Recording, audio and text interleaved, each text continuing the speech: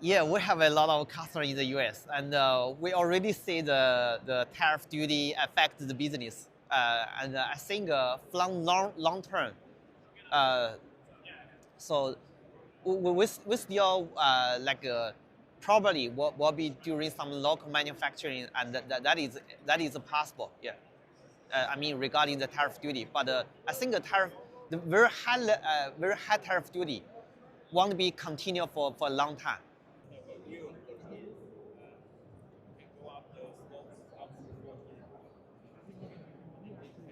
Before tariff duty, it cost the landing cost about like 20,000 US dollar, but now it probably double, $40,000 now. Um, yeah, I mean, I will be honest, I'm not too familiar with more of the technical side. I'm part of the legal ops team, so I can answer a bit more of the business. Tariffs specifically would push more onshoring and local production in North America and specifically in the United States.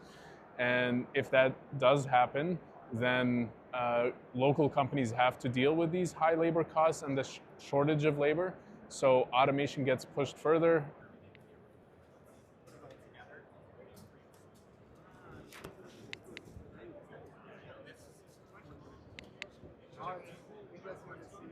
As far as who's leading the robotics race, China has, for about a decade, been the clear leader for robotics development. And there's a number of different reasons for that. There was just a statistic that came out the other day about the number of engineers that they're producing. It by far more than that come out of the United States. The government also works a little bit differently over there. A lot of robotics startups in China are subsidized by the government. So there's not necessarily that pressure for a young startup to make money right away. Lean into it. This is the first encounter. You have to make a good impression. Love it.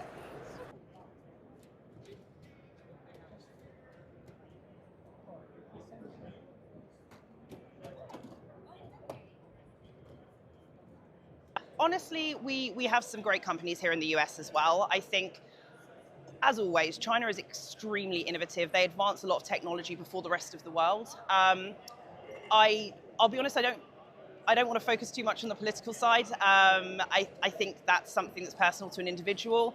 I don't see America being left behind or North America being left behind because of the decisions, but I do think that we are going to miss out on some great tech if a solution can't be found.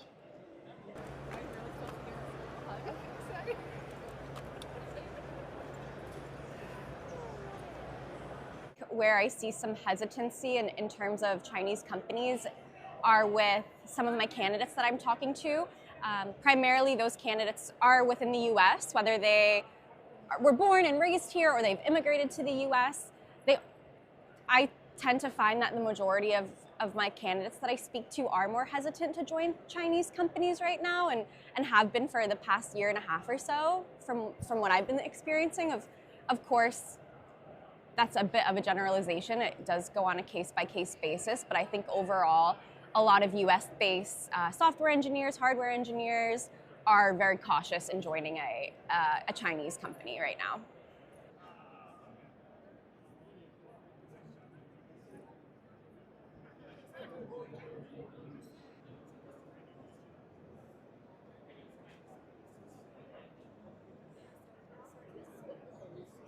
I do tend to talk to some Canadian candidates as well, and I think whereas in the past, people in Canada have found it attractive to come and work for US companies, right now they're being very hesitant about doing that. So I think that could be maybe one talent pool of really advanced engineers that we could be missing out on in the US because people are hesitant to work for US companies right now.